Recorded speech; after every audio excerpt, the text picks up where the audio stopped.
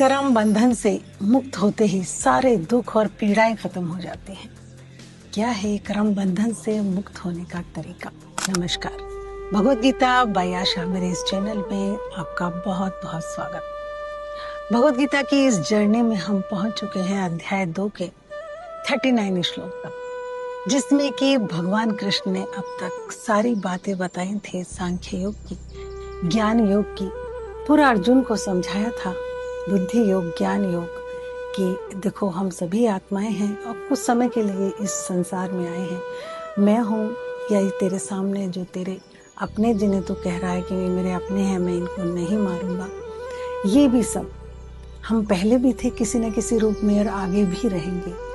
तो जब हमारा जन्म होगा ही और मरेंगे भी, तो फिर दुख किस बात का? बुद्धि से सोचो। तो अब तक की सारी बातें भगवान कृष्ण ने बताई।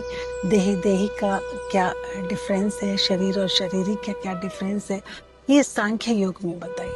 अब भगवान कृष्ण बता रहे हैं 39 श्लोक में, पार्थ ऐशा बुद्धि ते सांख्य के अभिहिता तू इमाम योगेश्वर, कि अब तक मैंने जो सारी सांख्य योग की इस संबुद्धि को, संबुद्धि मतलब बुद्धि का समान होना। बहुत सारी चीजें होती हैं जो मन की एकाग्रता से मिलती हैं।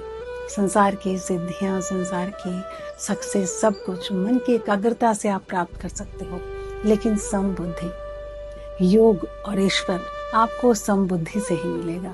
तो इसी समबुद्धि का भगवान कृष्ण कह रहे हैं, हे पार्थ, मैंने तुझे समबुद्धि पहले सांख्य योग में बताई जब आत्मा का वर्णन किया था पिछले श्लोकों में, और अब तू इसको कर्म योग के विषय में सुन।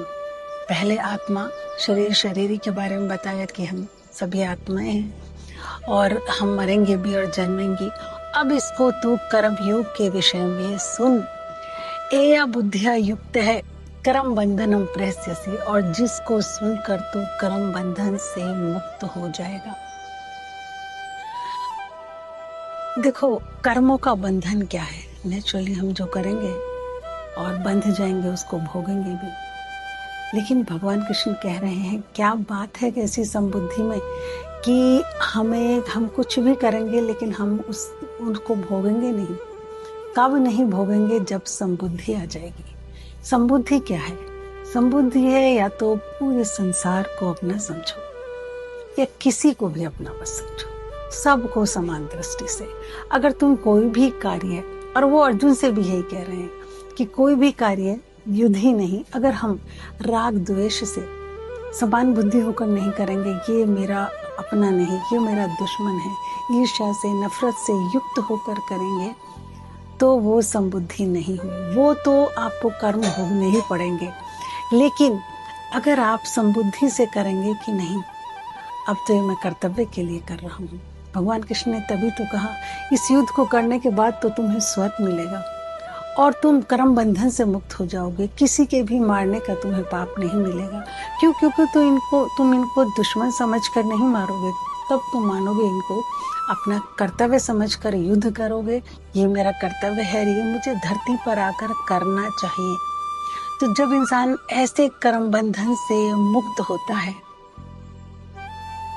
हैरानी की बात है, भगवत गीता हमें कितने आसान शब्दों में बता देती है कि आप कर्म बंधन से कैसे मुक्त होंगे।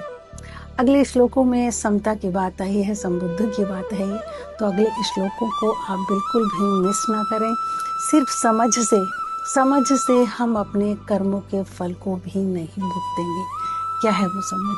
मेरे साथ बने रहिए भगवत गीता की इस जर्नी में। अगर आपको पसंद आए तो प्लीज़ मेरे वीडियो को लाइक और शेयर जरूर करें। नमस्कार।